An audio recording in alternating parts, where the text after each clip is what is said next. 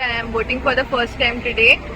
It was a great experience, and I hope there will be a development in the infrastructure, medical, and overall development of the country.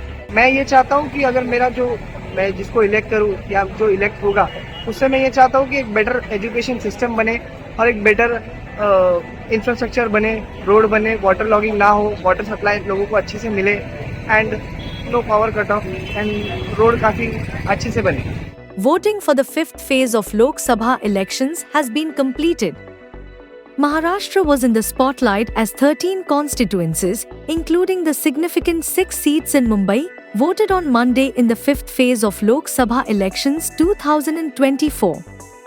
Several big politicians and actors from Mumbai came forward to cast their votes. This marked the final polling process in the state, which has been conducted over 5 phases: 19th April, 26th April, 7th May, 13th May, and 20th May. And the counting is scheduled for 4th June. I expect a control over population. I expect that India shines bright internationally, and there are much more bills to be passed in Lok Sabha and Rajya Sabha. That is what my expectations from the new government. Thank you. So, how was the arrangement made by the? Everything was set up so nicely that I and my 88-year-old father could vote properly. So, even the police officers, government officials, and some volunteers, they helped us nicely. Took my 88-year-old father inside the polling booth, and he could vote properly. So there is no nuisance. There is a fantastic arrangement in this premise. People in large number gathered to vote for their favorite candidates. However, the financial capital witnessed a low voter turnout. Mumbai saw voter turnout of 48.66% by the end of the day. Until 3 p.m., Mumbai was struggling to even cross 40% voter turnout, with state turnout at 38.77%. I voted for the first time today.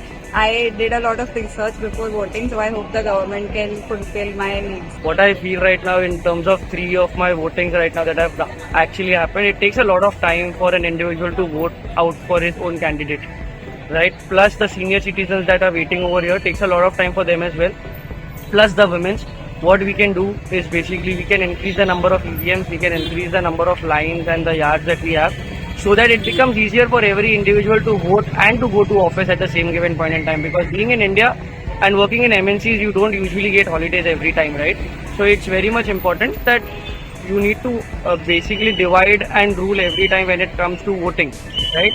Plus, what do we expect in terms of actually the voting that happens is our candidate should be able to implement the basic amenities like food, clothing and shelter to everyone, which also involves education, which also involves employment to every individual that is above 18 years of age.